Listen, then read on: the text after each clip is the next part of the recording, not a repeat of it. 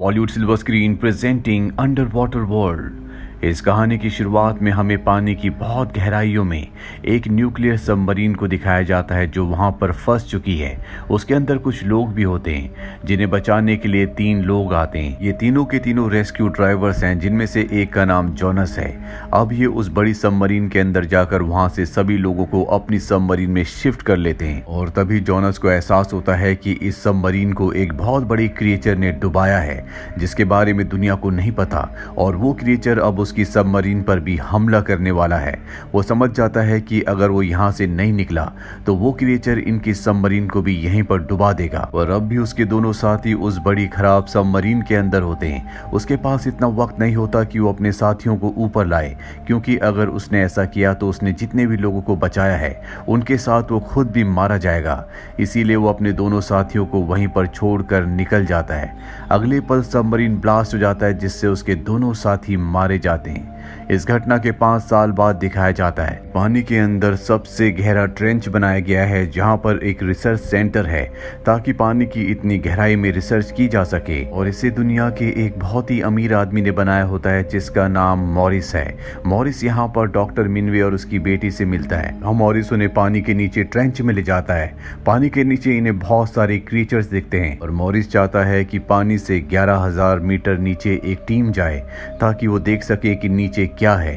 दरअसल वहां पर उन्हें एक लेयर दिख रही होती है जिसके बारे में इनका अंदाजा होता है कि शायद ये धरातल हो, यानी कि समंदर का अंत हो। और अब सबमरीन से 3 लोग, जिसमें एक ड्राइवर, दूसरी साइंटिस्ट और तीसरी जोनस की पत्नी होती है, सबमरीन से नीचे की तरफ बढ़ चलते हैं। इनके पास एक एडवांस रोबोट भी होता है जो पानी के अंदर रहने वाले क्रीचर्स के बारे में इन्हें बताएगा।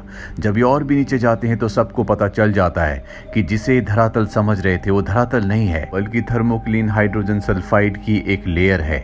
और जैसे जैसे नीचे पहुंचते हैं तो ऊपर से इनका कनेक्शन पूरी तरह से खत्म हो जाता है। साथ ही जो सबमरीन की ड्राइवर होती है वो कहती है कि पानी में कुछ है। आज से 5 साल पहले जोनस ने जो कहा था वो सच है। और अब इनका कनेक्शन जब पूरी तरह से टूट चुका है, ऊपर बैठे लोगों को समझ में आ जाता है कि इन तीनों की जान खतरे में है। वो तय करते हैं कि वो एक रेस्क्यू टीम को नीचे भेजेंगे, पर यहाँ पर जो डॉक्टर होते हैं वो कहते हैं कि नीचे किसी को भेजा नहीं जा सकता। आज तक इतनी नीचे कोई नहीं गया सिवाय एक आदमी के जिसका नाम जोनस है। वो 5 साल पहले इतनी नीचे गया था। और इसके बाद ये जोनस के पास जाते हैं, लेकिन जोनस इनकी मदद करने से मना कर देता है। पर उसे बताया जाता है कि तुम्हारी एक्स वाइफ भी उस सबमरीन में है। ये सुनने के बाद जोनस को उनकी मदद करने के लिए आना पड़ता है। साथ ही हमें पानी के अंदर दिखाया जाता है जहां पर उनका सबमरीन खराब हो चुका है। वो तीनों की तीनों सबमरीन को ठीक करने की कोशिश करते हैं और इसी कोशिश में लॉरी, जो कि ड्राइवर है, वो इंजर्ड हो जाती है। वहीं ऊपर मिनवे की बेटी को दिखाया जाता है जिसका नाम सुइन है। मिनवे और उसकी बेटी ओशियोनोग्राफर हैं। वो इस पूरे प्रोजेक्ट के हेड हैं। और अब सुइन चाहती है कि वो नीचे जाकर उन तीनों की मदद करे। वो अपनी बेटी के साथ यहाँ पर आई होती। वो अपनी बेटी को कहती कि मैं जल्दी वापस लौट कर आऊंगी और अपने सबमरीन से नीचे पहुंच जाती है। वहीं जोनस भी यहाँ पर पहुंच चुका है। जोनस ने 5 साल पहले जिन लोगों की जान बचाई थी उसे उसके लिए क्रेडिट नहीं दिया गया था, बल्कि लोग उस पर आरोप लगाते थे कि उसने अपने दोनों साथियों को वहां पर मरने के लिए छोड़ दिया। इनमें से सुइन भी एक होती है। और अब जोनस की इनको जरूरत है, इसीलिए जोनस अपने साथियों के साथ सबमरीन से नीचे पहुंच जाता है। वहां पर वो देखता है कि सुइन के सबमरीन को एक बहुत बड़ी क्रीचर ने पकड़ लिया है। इसीलिए जोनस अपने सबमरीन के सारी लाइट्स को ऑन कर देता है ताकि उस क्रीचर का ध्यान उसकी तरफ अट्रैक्ट हो। हालांकि सुइन वापस नहीं जाना चाहती और उसे बताया जाता है कि जोनस यहाँ पर सब कुछ संभाल लेगा, तुम ऊपर चली जाओ। सुइन यहाँ से अपने सबमरीन से ऊपर चली जाती है।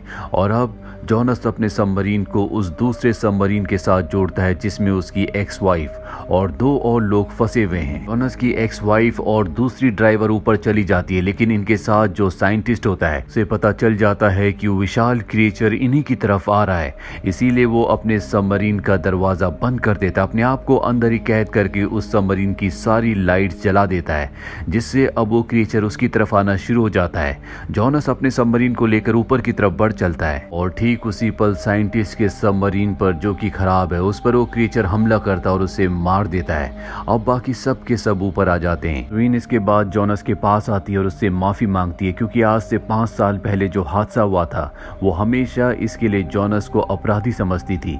लेकिन अब उसे खुद जाने के बाद पता चल गया कि उसमें जोनस की कोई गलती नहीं थी, वहां के हालात ही ऐसे थे। ट्रेंच के अंदर सब लोगों की मीटिंग होती है, जहां पर इन्हें पता चलता है कि जब इन्होंने थर्मोक्लीन की लेयर को पार किया था तो सबमरीन की वजह से हाइड्रोजन सल्फाइड की जो लेयर थी वो ब्रेक हो चुकी है, यानी कि वहां पर एक होल बन चुका है, जिससे थर्मोक्लीन की लेयर के नीचे रहने वाला वो क्रिएचर अब ऊपर आ सकता है। आज तक उसी लेयर की वजह से वो समंदर के नीचे था। अब जब ये बात कर ही रहे होते हैं कि तभी इन्हें ट्रेंच में झटके महसूस होते हैं। ये समझ जाते हैं कि वो क्रिएचर ऊपर आ चुका है। ये सब के सब नीचे जाते हैं, जहां पर इन्हें ग्लास के ऊपर उस क्रिएचर के दांत के निशान दिखते हैं, जिसका मतलब वो अंदर आने की कोशिश कर रहा था। साथ ही इन्हें ये भी इंफॉर्मेशन मिलती है कि समंदर में 3 बड़ी बड़ी बोट्स अपने आप ही गायब हो गई। ये अपनी बोट से उस जगह जाते हैं जहां पर बोट्स गायब हुई थी। वहां पर किसी इंसान का कोई नामो निशान नहीं होता, सिर्फ वहां पर बोट्स का मलबा होता है, जिससे समझ जाते हैं कि ये उसी क्रिएचर का काम है। जानते हैं कि वो आसपास ही है और अब जॉनस पानी में उसके ऊपर ट्रैकर लगाने के लिए जाता है ताकि उसकी लोकेशन इन्हें पता चलती रहे। उसके ऊपर ट्रैकर लगाता है, लेकिन वो मेगलोडॉन उसे देख लेती है। वो उसका पीछा करती है। जॉनस के साथ ही उसे वापस खींचना शुरू कर देते हैं और इससे पहले कि वो जॉनस को अपने विशाल जबड़ों के अंदर दबाकर मार देती, जॉनस को उसके साथ ही बोट में ऊपर खींच लेते हैं। इस तरह से उसकी जान बच जाती है। पर अच्छी बात यह है कि अब इन्हें पता है कि वो मेगलोडॉन वो क्रिएचर कहां पर है। इसीलिए सुइन तय करती है कि वो एक बहुत बड़े प्लास्टिक की बोतल के अंदर समंदर के नीचे जाएगी। उसके पास वेनम का एक तीर दिया जाता है जो कि बहुत ही जहरीला है और इससे वो उस क्रिएचर को मारना चाहती है। जिस प्लास्टिक की बोतल के अंदर वो होती है वो बहुत ही मजबूत है। यहीं पर एक लड़की होती है जिसने इस मजबूत कैप्सूल को डिजाइन किया होता है और अब सुइन उसके अंदर नीचे चली जाती है। यहाँ पर मरी हुई मछलियों का कुछ चारा फेंका जाता है ताकि वो क्रिएचर उससे अट्रैक्ट होकर वहां पर आ जाए। शुरू में कुछ शार्क्स वहां पर आती है, पर जल्द ही वो मेगलोडॉन वो क्रिएचर भी वहां पर आ जाती है। सबसे पहले वो सुइन के ऊपर हमला करती है, लेकिन उसका कैप्सूल सच में बहुत ही मजबूत होता है। सुइन वेनम का तीर उसकी बॉडी में इंजेक्ट कर देती है, जिससे वो तड़प जाती है और अब वो उस कैप्सूल को तोड़ने की बजाय उस पूरे के पूरे कैप्सूल को निगलने की कोशिश करती है। पर बोर्ड से बड़ी बड़ी रस्सियों से उस मेगलोडॉन की फिन्स को बांध दिया जाता है, लेकिन यहाँ पर सुइन की जान खतरे में होती है। जॉनस को पता चल जाता है, इसीलिए वो पानी में कूदता है और इससे पहले कि वो पूरा का पूरा कैप्सूल निगल जाती, जॉनस उस कैप्सूल के ढक्कन को खोल देता और सुइन को वहां से निकाल लेता है। हालांकि सुइन पर वो मेगलोडॉन हमला करना चाहती है, लेकिन उसके फिन्स को बांधा हुआ है, इसीलिए वो आगे नहीं बढ़ पाती। साथ ही वेनम जहर का असर उसकी बॉडी में बढ़ रहा होता है, इसीलिए वो बेहोश हो जाती है। इसके बाद सुइन को ऊपर खींच कर लाया जाता है। सुइन जब होश में आती है तो वो जॉनस को थैंक्स कहती है और अब ये उस मेगलोडॉन को अपनी बड़ी बोट के ऊपर यहाँ से ले जाते हैं। सबके सब बहुत खुश होते हैं। इन्हें लगता है कि इन्होंने उस क्रिएचर को मार दिया है, लेकिन तभी उससे बड़ी मेगलोडॉन उसी मेगलोडॉन के ऊपर हमला करके उसे मार देती है। साथ ही यहाँ पर इनकी बोट भी पलट जाती है। कई लोग जख्मी हो जाते हैं। इसी तरह से जॉनस, सुइन और सुइन के पिता यहाँ से एक छोटी बोट से निकल जाते हैं, लेकिन सुइन के पिता मिनवे बहुत ज्यादा जख्मी है, इसीलिए वो दम तोड़ देते हैं। उनकी जान चली जाती है। सुइन को अपने पिता की मौत से बहुत दुख होता है और वापस ये ट्रेंच पर आ जाते हैं जो समंदर के बीचों बीच होता है। मॉरिस कहता है कि कल सुबह हम सब के सब यहाँ से निकल जाएंगे। ने चाइना की गवर्नमेंट को इस क्रिएचर के बारे में बता दिया है। कल सुबह गवर्नमेंट यहाँ पर अपनी आर्मी भेजेगी, जिसके बाद इस क्रिएचर को मार दिया जाएगा। सब के सब इस बात से रिलैक्स हो जाते हैं, लेकिन मॉरिस ने ऐसा कुछ नहीं किया होता।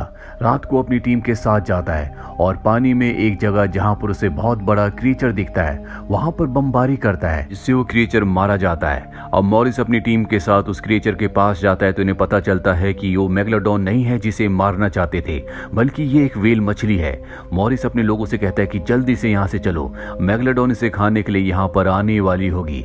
और जब वो आगे बढ़ते हैं तो मॉरिस नीचे पानी में गिर जाता है। वो अपनी जान बचाने के लिए व्हेल मछली की बॉडी के ऊपर चढ़ जाता है, पर अब यहाँ पर मेगलोडॉन भी आ चुकी है, जो व्हेल मछली के साथ साथ मॉरिस को भी अपनी खुराक बना लेती है। वहीं ट्रेंच के अंदर सबको पता चल जाता है कि मॉरिस ने चाइना की गवर्नमेंट को कुछ नहीं बताया, यानी कि इन्हें यहाँ पर रेस्क्यू करने के लिए कोई नहीं आने वाला। साथ ही इन्हें इस बात की भी चिंता होती है कि जल्दी वो मेगलोडॉन कई शिप्स को और कई लोगों को अपनी खुराक बना लेगी। इन्हें किसी भी कीमत पर उसका खात्मा करना होगा। इन्हें पता चल जाता है कि वो बड़ा क्रिएचर वो मेगलोडॉन एक बीच पर जा रही है, जहाँ पर एंजॉय करने के लिए कई 100 लोग इकट्ठा हुए हैं। और अब मेगलोडॉन भी यहाँ पर पहुंच जाती है, जो लोगों लोगों को निगलना शुरू कर देती है। चारों तरफ भगदड़ मच जाती है। जॉनस भी अपने लोगों के साथ शिप से यहाँ तक पहुंच जाता है। जॉनस और स्वीन उन लोगों को बचाने के लिए अपने ग्लाइडर से पानी के अंदर उतर जाते हैं और मेगलोडॉन के ऊपर हमला कर देते हैं। लेकिन इतने छोटे ग्लाइडर से इतने बड़े मेगलोडॉन को मारना पूरी तरह से असंभव है। और एक पल ऐसा आता है जब जॉनस के सामने वो बड़ी मेगलोडॉन है जो उसके कई साथियों को पहले भी मार चुकी है। जॉनस तय करता है कि अब वो उससे नहीं भागेगा बल्कि उसका सामना करेगा। वो अपने ग्लाइडर को लेकर उसकी तरफ बढ़ चलता है और जैसे वो उस बड़ी क्रीचर के नीचे पहुंचता है तो अपने ग्लाइडर से एक बहुत बड़ी ब्लेड को बाहर निकालता है। उस ब्लेड से वो उस मेगलोडॉन के उस क्रीचर के पूरे पेट को चीर देता है और वो मेगलोडॉन उसके ग्लाइडर को पकड़ लेती है। इससे पहले कि वो उसके ग्लाइडर को चबा डालती, वो ग्लाइडर से बाहर आ जाता है और एक रॉड से उसकी आंख पर हमला करता है जिससे वो पूरी तरह से तड़प जाती है और पानी के ऊपर छलांग लगाती है।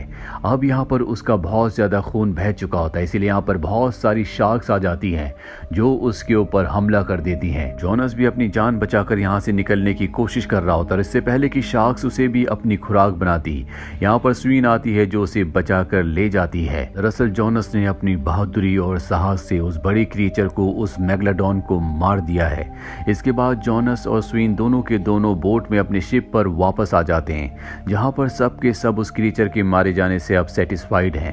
अगर जॉनस उसे नहीं मारता तो धीरे धीरे वो पूरे समंदर पर अपना कब्जा कर लेती और समंदर में इंसानों के लिए जाना पूरी तरह से नामुमकिन हो जाता। अब उस 2000 साल पुरानी मेगलोडॉन का खात्मा हो चुका है, यानी कि खतरा पूरी तरह से टल चुका है। इसी के साथ ये फिल्म, ये कहानी यहीं पर खत्म हो जाती है। उम्मीद करते हैं कि ये कहानी आपको पसंद आई होगी।